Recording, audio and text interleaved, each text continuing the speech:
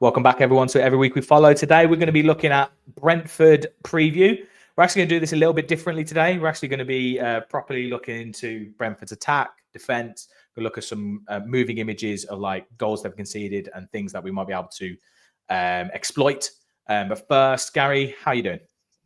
Yeah, good, mate. I'm absolutely buzzing because I feel like I'm TikTok famous, mate. I don't know how it's happened. Like me just recording Emery on the TV from Tuesday's game.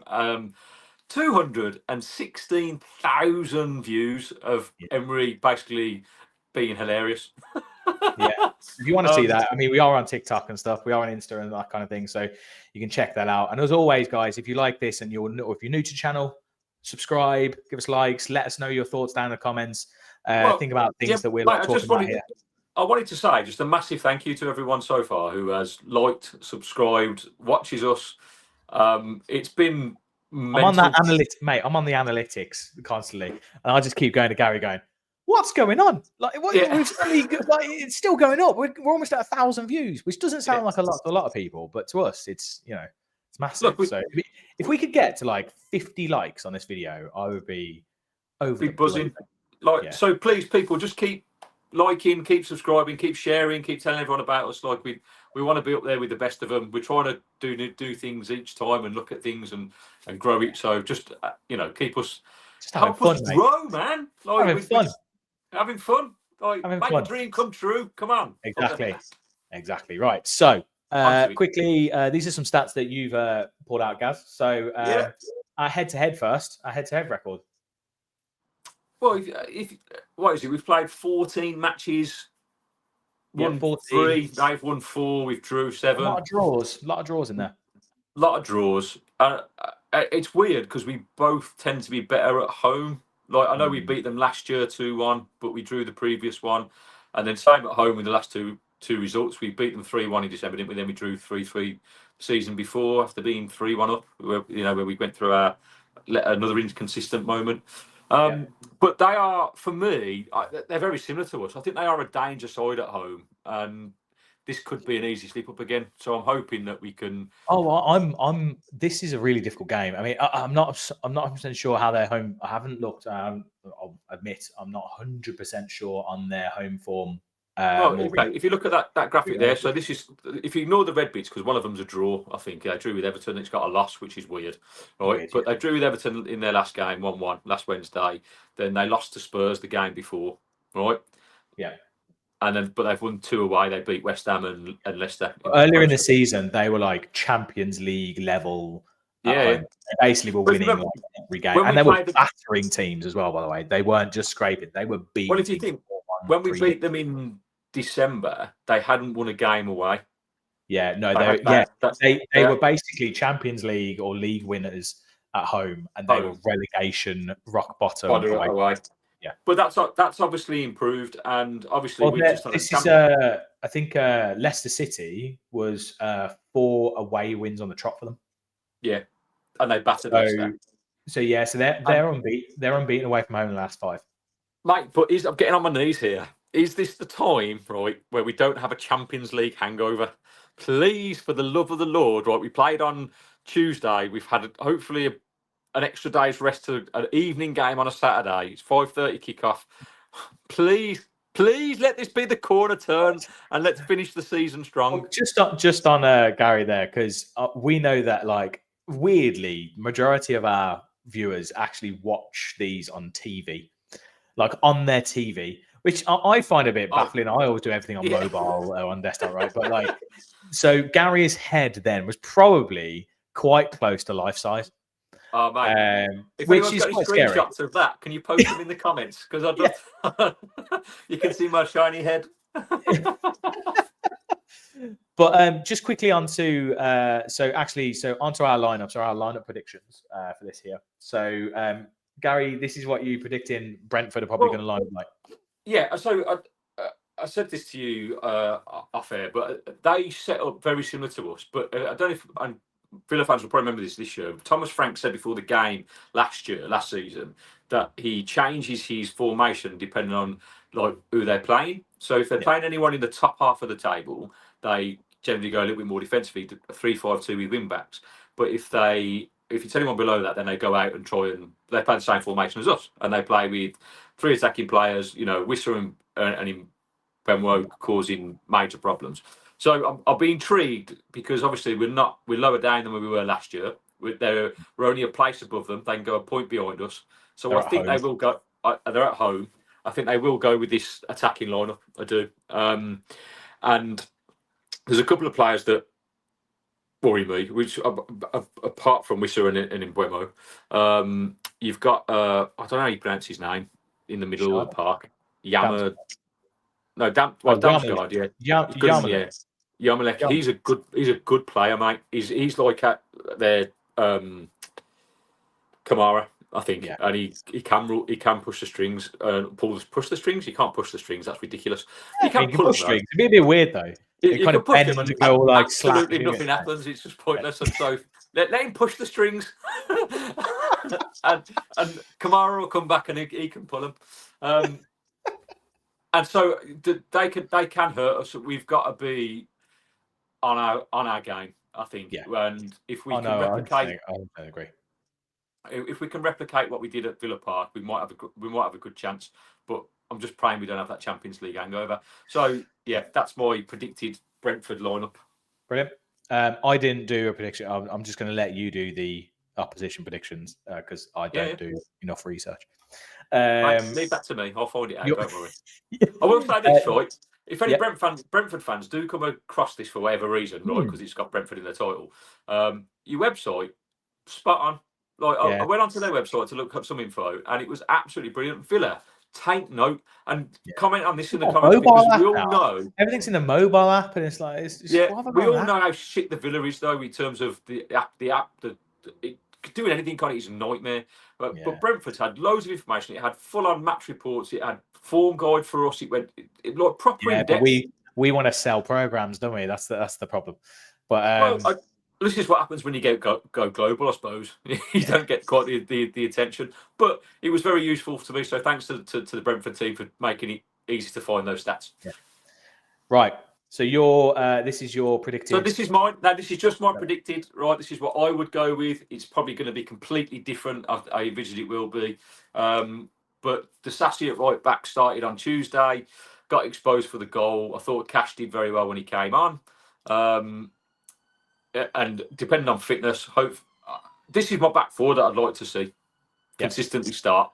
Right. People will disagree with me, but I just think as we go into the final push of the season, we need a bit of consistency here, not conceding goals. And like you can change this around during the game after 60 minutes if it's not working. We've got options, haven't we? We've got Maatsen to come on left back. You've got Garcia right back. Right. I just think we need a bit of consistency now going forward. And I mean, I want Kamara back in my team, mate. He came on against Bruges, and the guy's a Rolls Royce, man, involved in the goal, like the second goal, the own goal. I just love him. I love him. Kamara, big love, right? Because he's watching this, Well, mate, I know we've got the international break coming up after these games, after Wednesday. I think we should do like some more player looks and go through. Yeah, we'll do some stuff. We'll do some stuff. Some stuff, and we've talked about that. So anyway, that's different. And then Tielemans, I think Tielemans needs a rest, and I'd probably argue that could be McGinn, but I think he'll start with Tielemans because he's got that ability to fed that through ball to these front three. So I think that's like we said. I think in the Club Bruges, or it might be before. That I said that with Kamara in there, Tielemans has a little bit more free reign to freedom. 100%. He'll be able to find Asensio or Rashford or Watkins. And I won't lie, mate. I totally remembered that and took that into consideration. I thought, what would James do in this circumstance? And I thought, we'll go with Tielemans. So WWJD, what would James? What would James do? And McGinn was gone, mate. He's on the bench, right? So, as much as he's a workhorse and I love him, big respect to our Johnny boy, right? Hopefully, you can. I can't physically do that. I don't know if it's something to do. It's something to do with my wrists. Like I can't. But for the people on the TV, I can only get to here. I can't get to there. Mate, I tell you what. When I see you on Wednesday for the Bruges game, we'll practice it together, right?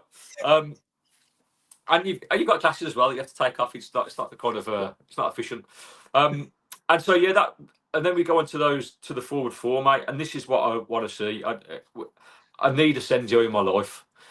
He went to Madrid, he won the league in Spain. He went to Paris, he did the same again. He's fucking magic, and don't you fucking know his name is Marco Asensio. I just, mate, I'm obsessed with him. I'm obsessed with Yeah, this guy. I think he's the an bromance absolute there. baller. Like they say, don't fall in love with lone players. It's too late. I'm in Yeah, all the way, mate. I balls just deep, mate. You're balls balls deep. deep. I am balls deep. Even if we get him just for for the rest of this season, mate, I have loved Yeah, watching him play. Not only because he's an absolute baller, but his movement off the ball. As soon as he came on Tuesday, we just looked more likely. Like he was moving the ball quickly with JJ. He got the cross that came in for that led to the penalty. Like where he played it out to Dina. He just gets the game moving. We're missing. He's the key, the key to unlocking that tempo within our yeah, play. And if I we agree. and I don't know again if we'll start because of whether he's being just saved for numbers and match fitness. Like I don't know, but he's the one for me. And Yeah, you know, same with Rashford. Like I think he and Rashford just play well together. That's been shown in yeah. previous games. And give Rodgers and Rashford a bit of a free rein. Go just play where you want. Like swap it Well, they over. You do, both they know do, what. they do tend to like Yeah, sometimes like switch wings and that kind of thing. And there is a bit of movement there. Just to kind of move things on. So, I mean, the rest of them kind of pick themselves. Really, Watkins, come on, you're your boyhood club. Watkins picks himself basically. Watkins. So I got a bit different. Go on. So obviously, yeah, with one eye on Wednesday next week, don't want to get any Yeah. kind of like weird injuries or anything in there. No. I've just realised, by the way, I've got Kamara on the wrong. Is it Kamara usually on the right? No, he's on the left. Yeah, it's fine. And then so I've gone Dinya. I've put Garcia in because I think if we've got Dinya holding on that left side, then we can look to maybe push Garcia up a little bit. And because I've got Marlon playing in there, because I will forever believe that Marlon will start at some point. He tends to come in narrow, or he tends to come inside, right? Do you know what? I knew you were going to do that, so that's why I went for Rodgers. Now I think I kind of agree with you on this because I think Rodgers could do with a bit of a rest again, right? To get him fresh. I'd rather he play fresh on Wednesday. So I hope he does this. But I just know that he won't. Also, I just think Marlon comes more narrow. So with that, you're going to need the width of Garcia still going up on the right side. Yeah.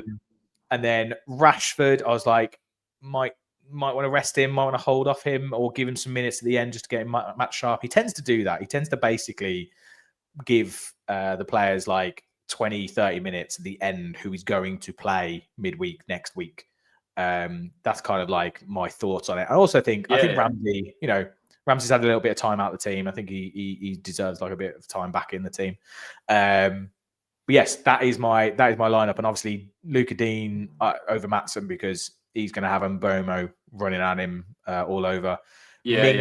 Torres isn't fit yet. I mean, he's obviously in the squad, but I don't. If he might come on, for like the last 20 maybe. But yeah, so that's my lineup. Right, I like it, mate. I like it. On to this is the new part of this. So let's see how this goes. We're looking for weaknesses, mate. We're looking for weaknesses. So if Unai, and so this is so like you said. Well, like you said, no. Well, we'll get there later, but this is high line. So Brentford, similar to us, right? Yeah, it's like pretty similar to us. And I looked at the last couple of games. I looked at where they were exploited, and Everton massively exploited them. Really quick on the transition. The amount of times they got Beto up against one defender. I mean, what was that defending there, though? He just fell over. That was Beto's very quick. But yes, and I think this is actually going to be really, really key. And this is so again why I'm like, we need to play Marlon. We need to play Marlon in this game for me because I feel like he can massively expose this. Well, you think, Rashford, mate? Rashford with his pace. Rashford. You're right. You've got pace to burn there. But here's another example here. So this was again in the Everton game. Kind of lost in midfield. Boom. Defender steps up way too high. Beto's in. And again, just doesn't finish. So, he should score. We look forward to Ali missing those chances tomorrow night then. Yeah. Thankfully, we're not playing Everton tomorrow. But it happened again against Leicester. The amount of times they get caught with one of their defenders up against the striker. And I think that's going to be massive for us. Like, I think we're going to need, and the thing we haven't had this season is that tempo on transition. We haven't had that. And I think we need that in this game. We need that. So yeah, so we'll see how that goes. So it will be interesting to see how Thomas Frank plays, like I said, because if we do play with that tempo, we've got a great chance. But if we do go back to our normal side passing, slow, they press really high, and I think really high. And it'll be worrying because we will lose the ball, and we'll get a bit nervy away from home. And if we lose it in dangerous areas, this is where like the genius of Emery needs to go. Look, this is how they play.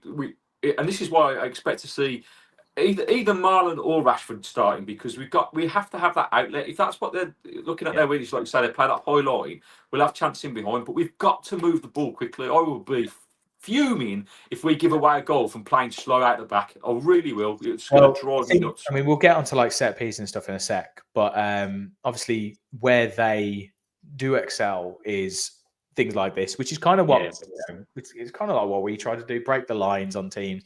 Obviously, they are playing Everton here, so they're probably like sitting quite. No, that's deep. Leicester, mate.